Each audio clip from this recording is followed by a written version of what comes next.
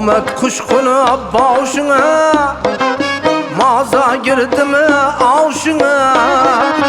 Omet kuşkunu boşuna, maza girdi mi avşına?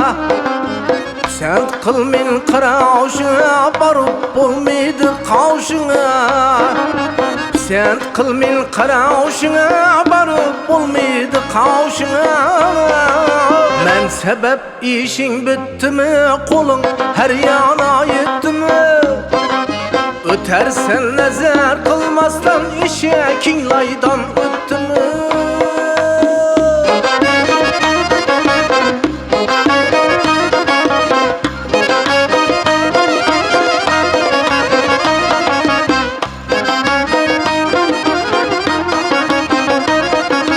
Eğildin işin bitkince, özgerip gittin mi şunca?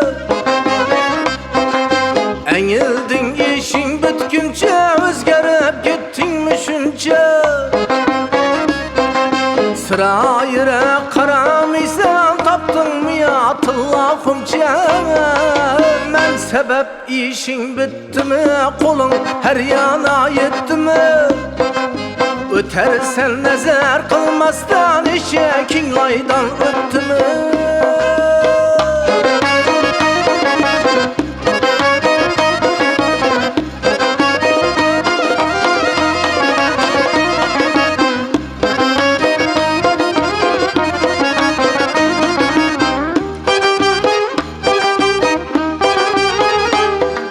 Demirge hem ötse dişi, bilgilmin koyu var kişi. Hudayım istese eğer, bir koyluğa düşer işi. Hudayım istese eğer, bir koyluğa düşer işi.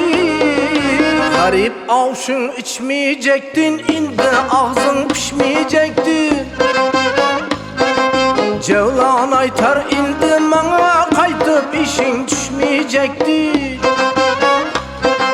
Cevlan aytar indi bana, kaytıp işin düşmeyecekti.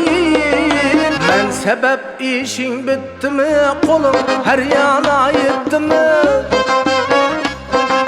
Ötersen nazar kılmazdan, eşekin laydan öttü mü?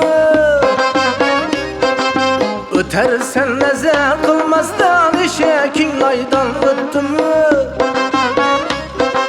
Eşekin laydan öttü mü? Eşekin laydan öttü mü?